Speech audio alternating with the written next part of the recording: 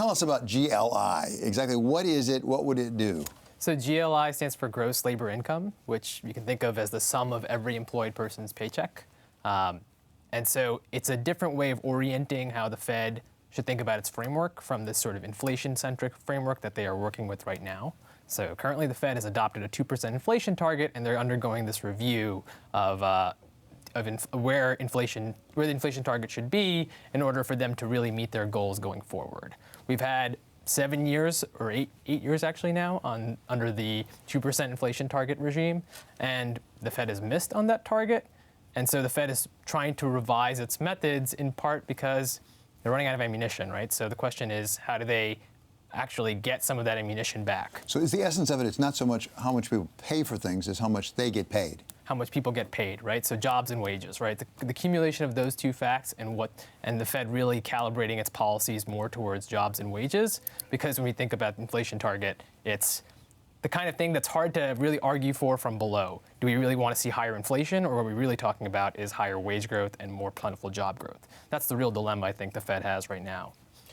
I think I understand that, and that all seems very plausible to me. But I guess the question then is, at the end of the day, if you were to go your way, what are the actual implications for Fed policy relative to what they're doing now? What do you think the interest rate should be? What do you think they should be doing? I think for right now, especially if you look at the trends in job growth and wage growth, wage growth's disappointed, I'd say, more recently, but job growth has picked up again, especially on a couple different surveys. So standing pat, as Joe Powell is doing right now, is actually something that's pretty defensible. We're seeing not really the inflation that's a sign of a hot economy, but at the same time, we are seeing robust growth. I think what really stands out is when we see the Fed, especially during this expansion, repeatedly they tried to lift off rates, exit accommodative policy, only to do a 180 in 6 months' time. You saw this in 2010, 11, 12, 13. So the real value, hopefully, to this framework is to not hit the brakes so aggressively and to be a little bit more patient. Jay Powell, to his credit, has really taken that on board to some extent. Your research seems to show also that inflation is a lagging indicator versus wages. Yes. How do you look at that? Can you tell us a little bit more about that? Sure. So inflation itself oftentimes is a red herring in the pivotal moments of business cycles. So if you think about 2008, when inflation was actually quite strong in the middle of 2008, and there was a lot of concern that the Fed was going to have to hike rates. By the end of 2008, I think there's something like 3 hikes priced. We obviously went to 0 by the end of the year. In 2011, we saw something similar again, where inflation sort of sends the market in one direction, even though actually the underlying economy is moving in another. And then it gets reflected in inflation to some extent, but it's really with a 12 to 18-month lag. Wage growth does have a little bit of a lag too, but not to the same extent. And I would also argue that when you couple it with job growth is actually more coincident to the economy than, say, inflation.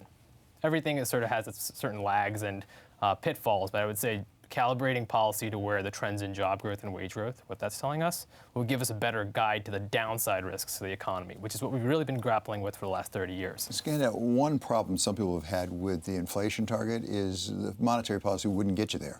They've tried to get it up to 2%, they haven't been able to do it. Are they going to be any more able to get to a GLI target? I mean, is it a better tool to get to that than to get to inflation? Necessary, but probably not sufficient in all circumstances. I think that's fair, which is that monetary policy has a valuable role to play in sort of not hitting the brake too quickly, especially coming out of recessions. But fiscal policy also has to do its part in sort of fostering the kind of economic growth and income growth. Because if we really talk about inflation ultimately is sort of a reflection of a sort of higher nominal income growth economy. That's the sort of circumstance of the 70s when we did see inflation show up. But right now, nominal income growth's been constrained for quite some time, and fiscal policy has more of a role in supporting that process, especially around recessions. And we're going to have to see sort of Congress and the president step up to the plate whenever that time comes. Okay, but as we sit here today, the budget deficit's at $1 trillion. Sure. Yes, in the 11th year of a recovery. It's not what we all learned in Economics 1. It's not. So what do you think should be different about fiscal policy right at this minute? I think the quality of the deficit is really the thing that's most problematic in terms of, if we look at what happened with the Tax Cuts and Jobs Act, we saw the one-time sort of change in the corporate rate. We saw the widening out of deficits, but it didn't actually move the needle on demand in a meaningful way. So we didn't really see the growth acceleration in demand really sustain itself over a period of time. And we didn't really see the change in inflation either, to be honest, right? So actually, government borrowing costs, which really price signals also matter, are historically low, right? And if we look at even other countries that have sort of higher deficits and higher debt burdens, Japan being the sort of vilified example of this, also has actually lower borrowing costs too. Now I think that tells you the bigger economic structure and the problem of generating sustained income growth is at play. And so I'd say I take more issue with the quality of deficits. The actual quantity really depends on how much demand generation you're getting for each deficit dollar. So if you didn't get demand from tax cuts, what would give you demand growth? Because, I mean, putting more money in people's pockets, you'd think would have them spend more. Yeah, I think part of that is where it's skewed to, right? So if you look at the flow of funds accounts from the Fed, they seem to show that it's really been a surge in corporate saving rates that's happened. And at the same time, you've seen that really not as much has flowed to the lower end. Also, at the lower end, if people are getting just the minimum wage, you might be seeing the employment numbers going up in your measure, right? But the actual total income is not going up by that much. So you can't actually spend. That is exactly right, which is that especially when we think about what kinds of jobs, also the quality of job growth, something that's harder to parse from the NFP headline net numbers from non-farm payrolls. But it's really, if we think about a dollar-weighted average, this is not the kind of thing that the lower income is going to necessarily push the aggregate to the same extent. And even if we think about right now, we've seen actually a lot of the sort of higher paying blue collar jobs, the job growth there has actually slowed down quite a bit, especially in manufacturing, which has stagnated. Whereas we're seeing still decent growth in sort of food services, some growth in healthcare job growth, but it's not the same sort of quality job growth in terms of sort of pushing the aggregate forward. Does that all argue for the possibility that President Trump might be right about a so-called middle-class tax cut? That if he did a tax cut that was more targeted to lower income, it would be more demand generating? I think dollar for dollar, yes, right? So if you think about the dollar amount of tax cuts for middle income, and if you sort of compare that to what TCJA was, the Tax Cuts and Jobs Act, you would have seen more demand generation. These are people who are liquidity constrained in a lot of ways, who do tend to spend a little more paycheck to paycheck. And so I think that does move the needle, at least in that sense. Well, you know, the president called the TCJA a middle-class tax cut, but as was just pointed out, it wasn't. So when he calls for one now, who knows what he actually means? Fair point, my point. And Tom Steyer was talking about wage levels being minimum wage being 22 versus 15.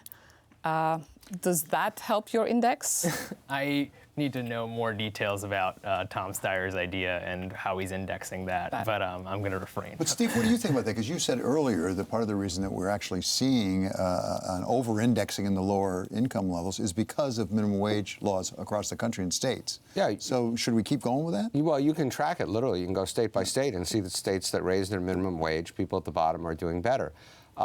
So we certainly should keep going for a while. At some point, there is obviously a trade-off between jobs that get lost.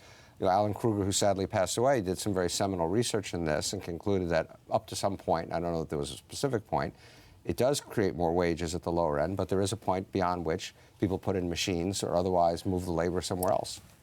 And that has been the interesting thing, because so far, employment is going up and wages are going up. So a lot of the companies that were screaming about increasing minimum wage have actually been employing more people. So. Well, let's try a different idea, because I've heard some people say that minimum wage actually is a tax on employers, that you're better off with an earned income tax credit expansion, because that distributes across the entire tax-paying public. Is that a way to generate demand?